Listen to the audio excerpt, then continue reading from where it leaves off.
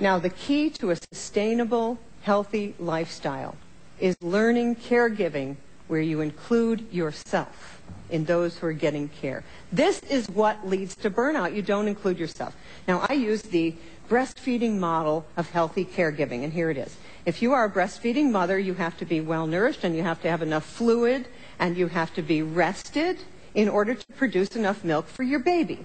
Now, when you produce enough milk for your baby, you nurse the baby, and you produce all this prolactin that opens your heart and makes you feel, it's the bonding hormone, makes you feel really good. The baby feels good. The breastfeeding relationship feels good. The baby's happy. You're happy.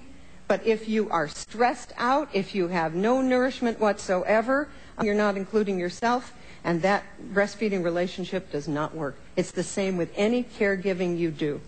Self-sacrifice actually equals increased risk for heart attack and everything else. Self-sacrifice, okay? I had a friend whose doctor gave her a prescription, and he wrote on it, "Visit your mother only twice a week." Okay?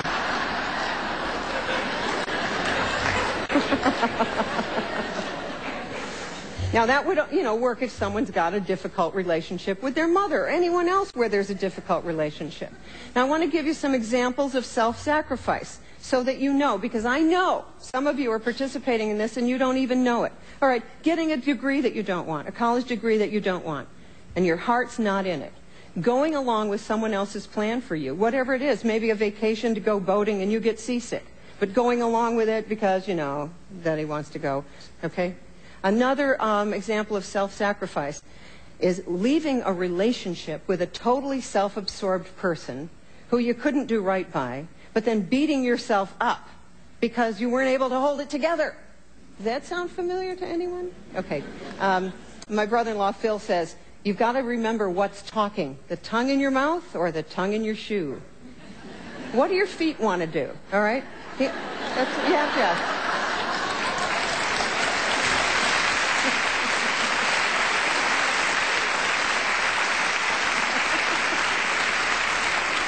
The other thing you have to do, you've got to give up perfect. This is the time of your life, right there, at that ovulation, the full moon of your life when you're going to give up perfect, and that includes the expectations of others. Okay, I'm going to have a perfect table, I'm going to have a perfect house, I'm going to have a perfect office. I wish I had a graphic of my office, because if you all saw it, you would feel instantly better. We have piles and piles of paper and unread journals, and it's just a mess, and it goes on and on and on. You got to give up perfect. You've got to reframe selfish. So, when you reframe selfish, which just means include yourself, expect to feel guilty, and then you need to get support for self-care. Get a bunch of girlfriends together. Women are the best midwives in the world. Get a bunch of girlfriends who will just support you for getting a pedicure, all right? Get girlfriends to help you lose the friends who criticize you. And then finally, ask for help. We're here to serve. A psychic once told me this. You're here to serve, but you're not meant to be the main course. Now, I want to end this section with a story about me at midlife, just climbing that hill of perimenopause, all right? So it's about, I'm still having periods. I'm in the middle of it. I'm in the middle of a divorce, and I went from a household of 5 to just me in 6 months, and it was the dead of a Maine winter. And I was dreadfully alone with 7 feet of snow, it felt like, outside of the house. And I remember thinking, this is the crucible that I have been writing about. But now I have to go through this. And later that summer, my youngest daughter went off to camp. The oldest stayed in the college town where she is. And I began to, and I was doing what many midlife women do. I was redoing the house. The house is the metaphor for the self. I was going to Home Goods every other day. I couldn't get enough of it. And then my daughter went off to camp, and I had all these fantasies of how it would be when she came home, and we would be together, and wouldn't this be wonderful? So I go to pick her up at camp, and she falls asleep, and she's in the car, just sound asleep the whole way home. My fantasy of how it was going to be when we got together. And when we got home, she ran in the house. She was 16 at the time, and started calling all of her friends. And I'm in the car, and I have to unpack the car, And I am totally and completely alone. And I developed chest pain. I had chest pain. My heart was breaking. My heart was breaking because my life as I had known it was going away, and everything that I knew was really leaving. And I was buoyed up by a quote from Joseph Campbell, which I'll share with you. We must be willing to get rid of the life we had planned so as to have the life that is waiting for us. I want you to know there's an enormously wonderful life waiting for you, but you have to be willing to get rid of the life you had planned. When we come back, I'm going to tell you how to avoid middle age spread and how to balance your hormones with diet.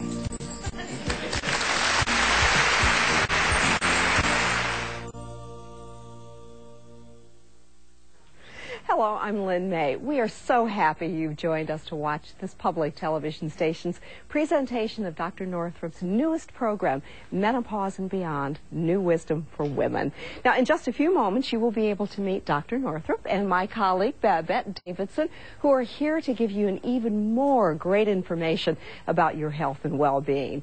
Now, as you've been watching, you may be thinking that you'd love to have a copy of this program for your own home library, and we will tell you how to make that happen. But first, I just want to remind you that we are called public television because you are such a key partner in bringing terrific programs like Menopause and Beyond to life. Now, the members of public television are the very heart and soul of PBS. Programs like this give us the opportunity to explain how you can become a member of this station if you aren't already a member. And of course, we always express our gratitude to you with lovely thank you gifts, which you're about to hear about very shortly. But right now, let's join Babette and Dr. Northrup.